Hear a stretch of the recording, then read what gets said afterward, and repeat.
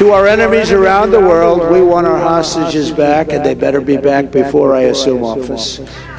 ஈரானின் உதவியுடன் இஸ்ரேலுக்கு எதிராக செயல்பட்டு வரும் ஹமாஸ் என்ற தீவிரவாத இயக்கத்திற்கு அமெரிக்க அதிபராக தேர்வு செய்யப்பட்டுள்ள டொனால்ட் ட்ரம்ப் அவர்கள் விடுத்துள்ள பகிரங்க எச்சரிக்கை தற்போது உலக அளவில் பெரும் பேச்சு பொருளாகவும் பெரும் அதிர்வலைகளையும் ஏற்படுத்தியுள்ளது. கடந்த அக்டோபர் 7ஆம் தேதி இஸ்ரேலுக்குள் நுழைந்த ஹமாஸ் தீவிரவாத பிரிவினர் பல மக்களை கொன்று குவித்தனர். மேலும் 200க்கும் மேற்பட்ட மக்களை பிணை கைதிகளாக பிடித்து சென்றனர். இவர்களில் பலரை இஸ்ரேல் ராணுவம் காப்பாற்றியுள்ளது. மேலும் 100க்கும் மேற்பட்ட பிணை ஹமாஸ் தீவிரவாதிகள் வசம் உள்ளனர். இந்நிலையில் அமெரிக்க அதிபராக தேர்வு செய்யப்பட்டுள்ள டொனால்ட் ட்ரம்ப் அவர்கள் வருகின்ற ஜனவரி 20ஆம் தேதி நான் அதிபராக பதவியேற்பதற்கு முன்பாக பிணை கைதிகள் அனைவரையும் ஹமாஸ் தீவிரவாத இயக்கம் விடுவிக்க வேண்டும். இல்லை என்றால் வரலாற்றில் இதற்கு முன்பு இல்லாத அளவிற்கு ஹமாஸ் பயங்கரவாத குழு பேரழிவை சந்திக்கும்.